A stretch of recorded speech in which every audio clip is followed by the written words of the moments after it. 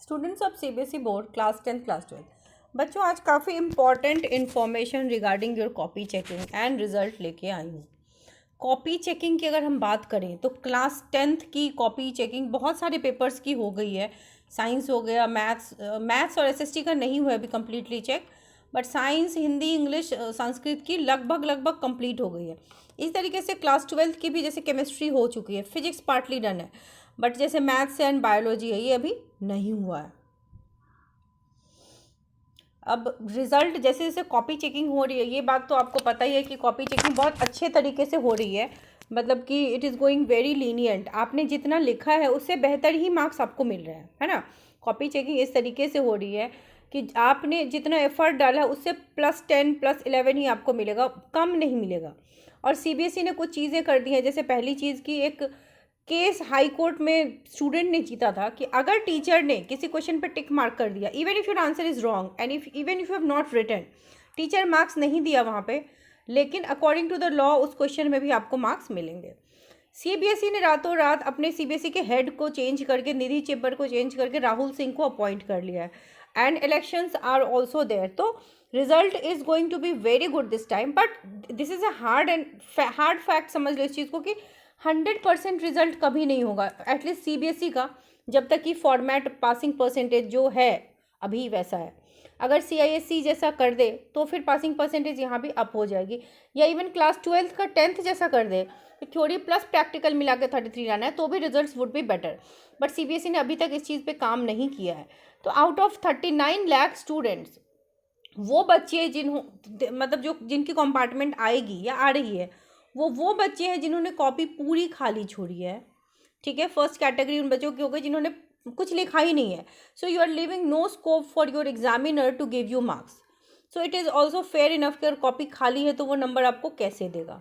दूसरी कैटेगरी उन बच्चों की जो एब्सेंट है, आइदर प्रैक्टिकल में एब्सेंट है, थ्योरी में एब्सेंट है, रीज़न कुछ भी हो सकता है, अब बीमार हो सकते हैं, तैयारी नहीं हो सकती है, एग्ज़ाम फोबिया हो सकता है, there can be an number of things, तो उस वजह से भी फिर आप पास नहीं हो पाओगे। और तीसरा कि आपने देखो, एक होता है क्या करना, अटेम्प्ट लेना। अटेम्प्ट अगर थोड़ा बहुत रेलेवेंट है ना तो आपको नंबर मिलते हैं। न्यूमेरिकल में बेटा अगर आप गिवन भी लिख के आते हो तो आपको हाफ नंबर मिल जाते हैं, ठीक है।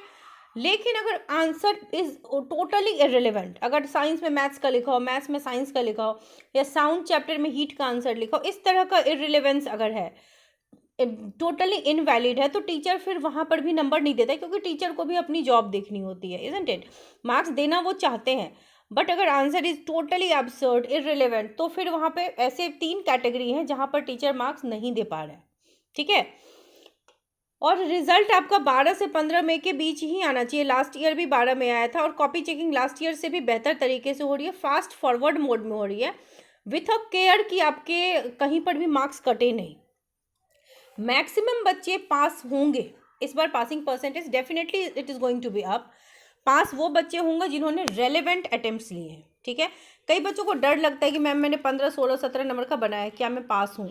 ऐसे बच्चे पास हैं जिनका ऑन डॉट 15 16 नंबर का सही है, इसके अलावा आपने अटेम्प्ट्स लिए हैं, तो आपको फिर किसी भी चीज़ की नीड नहीं है, आप अपने आप पास हो जाओगे। जिन बच्चों ने सर्टेन क्वेश्चंस के, मान लो कुछ स्टेप्स आपको आते थे, आपने लिख दिए, सारे नहीं लिख पाए, फाइन, ओके, लेकिन सर्टेन स्टेप्स आपने लिखे हैं, तो टीचर आपको जितना आपने लिखा है उससे ज़्यादा नंबर देगा। जिन बच्चों ने ट्राई किया है, ट्राई करने को अप्रिशिएट किया जाता है, एंड दैट इज़ वाई वहाँ भी नंबर मिला है। कई बच्चे जिन्होंने out of the box answer लिखा है, यानी कि एनसीईआरटी में कुछ था, मतलब देयर वाज सर्टेन आंसर, लेकिन आपने थोड़ा सा सोच के, लेकिन वो रेलेवेंट होना चाहिए, आंसर डिफरेंट लिया, यानी कि रटाफिकेशन वाला काम ना करके आपने थोड़ा सा सोच समझ के लिखा है, तो आपको वहाँ भी मार्क्स मिल रहे हैं, correct. Because the copy checking is very lenient. Lenient does not mean कि एम्प्टी पेपर में मार्क्स मिलते हैं, थोड़ा एफर्ट आपकी तरफ से भी होना पड़ेगा, है ना। जिन सब्जेक्ट्स में, जैसे कि आपका फिजिक्स है क्लास 12th में, बायोलॉजी में भी मुझे अब बच्चे कह रहे हैं कि set 1 was very hard, it was very lengthy, तो ऐसे पेपर्स में मॉडरेशन लगेंगे बेटा, ठीक है। For class 10th also maths में बच्चे ज़्यादातर परेशान है कि मैथ्स बहुत ख़राब चला गया। ग्रेस मार्क्स मिलेगा वो बाद में मिलेगा, जब आपका कॉपी चेकिंग हो जाएगा, मार्क्स अपलोड होना शुरू होगा, उस वक्त वो देखेंगे कि बच्चा 1 से 2 सब्जेक्ट में अगर कुछ मार्क्स से 5 से 10 नंबर के रेंज में नहीं कर पा रहा है, तो टोटल आपको 5 से 10 मार्क्स के बीच वो अवार्ड करते हैं, ठीक है, इससे ज़्यादा नहीं करते। हालांकि मॉडरेशन में अच्छे से मार्क्स मिलता है, 8-9 नंबर मिलता है। बेस्ट ऑफ 5 रूल में अगर मैथ्स में फेल हो जाऊं तो क्या होगा? बेस्ट ऑफ 5 रूल में बेटा 5 सब्जेक्ट में अगर आप पास हैं तो आप पास हो जाएंगे, ठीक है। 45 आउट ऑफ 70 आ रहा है, टोटल 74 आउट ऑफ 75। ओके बेटा, जो आपका अपना अंदाज़ा है ना कि 45, आप डेफिनेटली 55 सबके रेंज में कम से कम लेके आओगे, क्योंकि copy checking is not only lenient for those students who are around passing, लेकिन जिन बच्चों ने एफर्ट्स डाले हर किसी को अच्छे नंबर मिल रहे हैं, ठीक है। So do not worry at all. कितने ग्रेस मार्क्स मिलते बेटा? 5 to 10 मैक्सिमम है, इससे ज़्यादा नहीं मिलेगा। पेपर अच्छे से गए, बस मैथ्स में गड़बड़। Do not worry, copy checking is very good. आपने अगर अटेम्प्ट लिया है तो आपको डरने घबराने की बिल्कुल भी नीड नहीं है। उन्हीं बच्चों को डरने की नीड है जिन्होंने बिल्कुल भी एफर्ट नहीं डाले हैं, ठीक है। कॉपी चेकिंग बहुत ही अच्छे तरीके से हो रही है, और जो अब आपके सीबीएसई हेड हैं, he is also trying hard कि बच्चों को मार्क्स दे दें, ज़्यादा से ज़्यादा दे दें। 12th वालों के लिए भी थोड़ा सा कॉन्सेशन कर दें कि बच्चा पास होने के आसपास भी है तो चलो उसको पास लगा दो, ठीक है।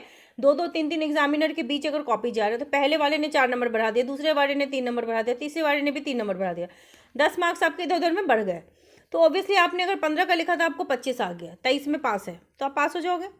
तो इसीलिए कॉपी चेकिंग अच्छे से हो रही है बेटा, ठीक है, डरो नहीं।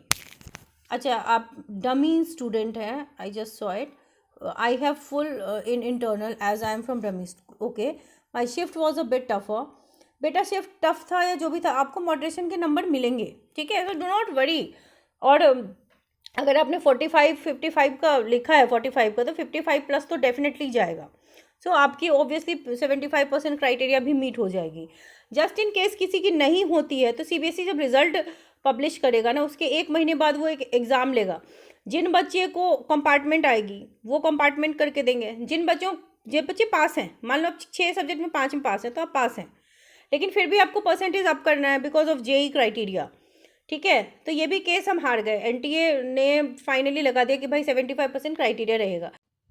सो ऐसे बच्चों को डरने की बिल्कुल ज़रूरत नहीं है जिन्होंने एफर्ट्स लिए हैं। मान लो कि 75% क्राइटेरिया मीट नहीं होती है तो इम्प्रूवमेंट एग्जाम देंगे आप। सो देर आर ऑप्शंस, और कंपार्टमेंट वालों के लिए 3-3 ऑप्शंस है, तो डरिए मत, मार्क्स अच्छा ही आएगा। लेकिन जस्ट इन केस कुछ बच्चों का नहीं आएगा तो there are options. So stay positive and stay happy.